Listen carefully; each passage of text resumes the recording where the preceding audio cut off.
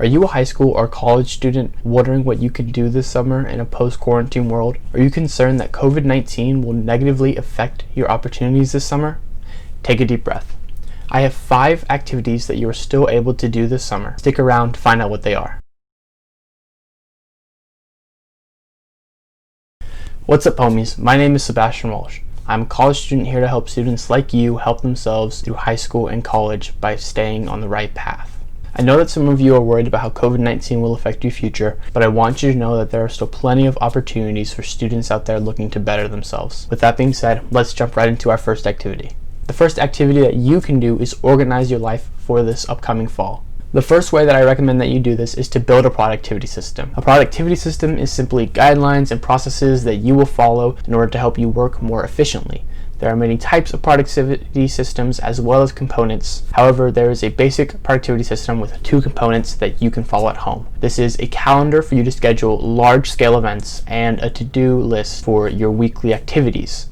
This will help you know when major events are going on in life and keep you on track and keep you efficient so you know what you're doing. The apps that I use are Google Calendar and Todoist. The second way that I recommend to do this is to tidy up your social presence. This means that you go across all your social media platforms and you will remove posts that are no longer relevant or you now realize you don't want on social media. For example, you would go on Instagram and clean up your feed by changing your bio and your profile picture to make sure that you have updated information about what applies to you and what you look like. Or you can remove that really embarrassing photo that you still have up there from 2 years ago. The final way to make sure that you are organized for the upcoming school year is to make or update your resume. Now, if you haven't made a resume, I highly recommend that you do so. And if you need me to make a video about the topic, leave a comment in the comment section down below. Now, if you've already made a resume, then great. All you need to do is reflect on your accomplishments and updates from the past school year and make sure that your resume reflects that. I actually highly recommend that you do this at the end of every school year. That way your resume always has the most up-to-date information when you're applying for future jobs or internships. Now moving on to activity number 2. While I know that a lot of in-person courses have been canceled, you still have the opportunity to take online summer courses, and there are really 2 ways to do this: free or paid. If you are a student, you are most likely broke, which is okay because there are still plenty of free options out there for you to advance your learning this summer. The first way to do this is to take a course at a prestigious 4-year university. And yeah, you heard me right. There are plenty of 4-year universities out there that are pretty prestigious amongst the colleges that offer free online college level courses for you to take. And a few options are MIT Courseware, Stanford Online, and Carnegie Mellon Open Learning. There are also websites such as Coursera and edX that offer catalogs of free online courses from multiple colleges that you are more than welcome to look into as well. The other option is obviously paying for online courses, and the first way that I recommend to do this is through a few websites that I have tried personally: LinkedIn Learning, Skillshare, and Brilliant. These websites are great tools, and if you can't pay, they all have 30-day free trials that I highly recommend that you use. Now, the second way to get paid online courses is to go through your local community college. Now, while these online courses and classes run a little bit more expensive, they provide you with extensive knowledge and the ability to have them transfer as college credit to any 4-year university. Whether free or paid, I highly recommend that you do take an online course this summer to further your knowledge. And to make it easier for you, I'll be leaving links to all the resources that I've mentioned in the description down below. The third activity that you are able to do is to create your own personal or creative project. There are many benefits to creating your own personal or creative project, and one of those is the ability to be able to explore multiple fields of interest. If you are an upcoming or current high school student or even a college student, you may not know what career path that you want to take. A personal or creative project done over the summer is a great way to explore a field of interest that you think you might like and discover more about it. On that note, it is very important that your project is related to a field of interest if you already have one or if you are exploring one. However, the details and structure of the project are completely up to you. A project is a way to explore a career path in a new and creative way, and you should definitely try to do so. An added benefit is once you complete your project, you are able to add it to your portfolio or resume. This shows employers that you have a genuine interest in the career path that you are following or applying for. And this will give you a huge boost in your chances when you're being considered for an internship or a job. Now, if you've been enjoying these list of activities so far, I ask that you smash that like button and leave a comment down below. That way you can let me and the YouTube algorithm know that you are enjoying this content.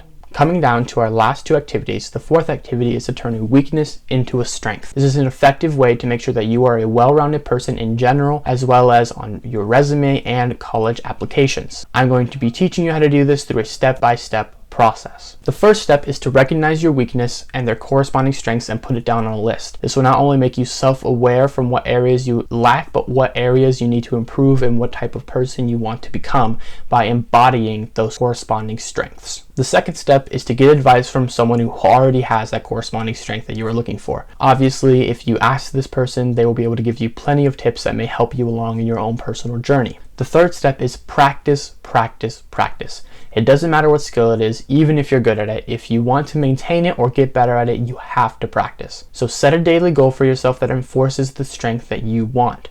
The final thing with turning your weaknesses into a strength is to realize strength does not mean perfection. You only need to become good enough at whatever you're trying to become better at, unless it's essential to what you want to do in the future. Now, I'm going to be giving you an example to help you better visualize this process. So let's just say that I get very shy and I get stage fright when I speak to people, which I would hope not, because I'm speaking to a camera and hopefully speaking to a bunch of you right now. But for this scenario, let's just say that's the case. So I've identified my weakness, which is shyness and stage fright when I talk to people. So the corresponding strength would be public speaking. Now that I realize my weakness and my corresponding strength, I may write it down on a piece of paper, as long as with some other weaknesses and their corresponding strengths, which I want to improve. Then I would try to find someone, either personally in my life or by reaching out over the internet, that is a public speaker and can give me tips and advice for how I can better myself. Once I have those useful tips, I'm finally able to move on to the third step, which is practice, practice, practice. My daily goal is to introduce myself to someone new every day, or maybe it's just practice for 5 minutes in front of the mirror. Now, I may never be as good a public speaker as a politician or a businessman, but now I can effectively say that I was just good enough and it is no longer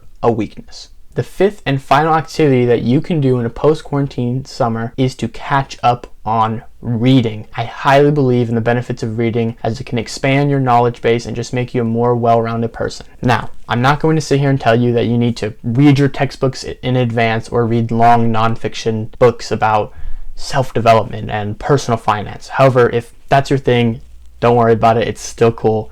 You go ahead and you do you. What I want you to do is I want you to read for fun. There are many benefits to reading for fun, but ultimately it comes down to it being much more enjoyable and your ability to stick with it, which is what matters most when you read. You want to read consistently. Now, if you're not into physical books, don't worry, that's okay too. What I want you to do is I want you to try audiobooks. They are a great way to keep doing your daily tasks throughout the day while still getting the benefits of sitting down and reading a book.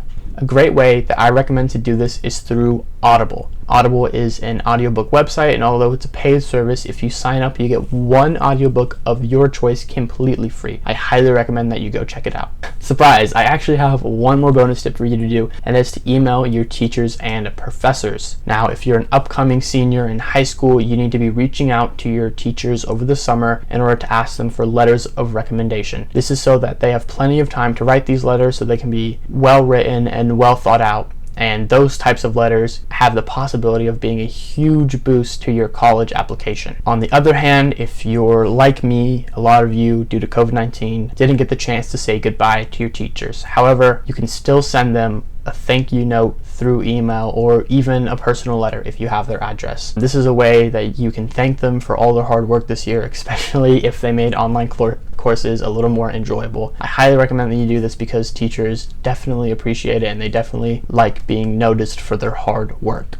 Now, I want you to remember that even though summer is a time to start developing yourself as a person and as a student, you need to take time to relax. If you're watching this video, then you're probably a really hardworking student, but you need to take time to recharge those batteries for the upcoming school year. But with that being said, that is all of the top 5 plus 1 activities that I have for you to do over the summer in a post-quarantine world. I really hope this helped, and I really hope that you enjoyed the video. If you did enjoy the video, make sure that you leave a like and you comment down in the comment section down below. And if you want more content like this, then I ask that you subscribe and hit that notification bell. I'll be posting new content every Friday at 6 p.m. If you want another bonus tip, go follow my Instagram, where I post all manner of tips and things related to education to help you guys out, as well as my personal journey going through college. You can find my as well as my link down in the description below. I really do hope you enjoyed the video, and I hope you come back for the next ones.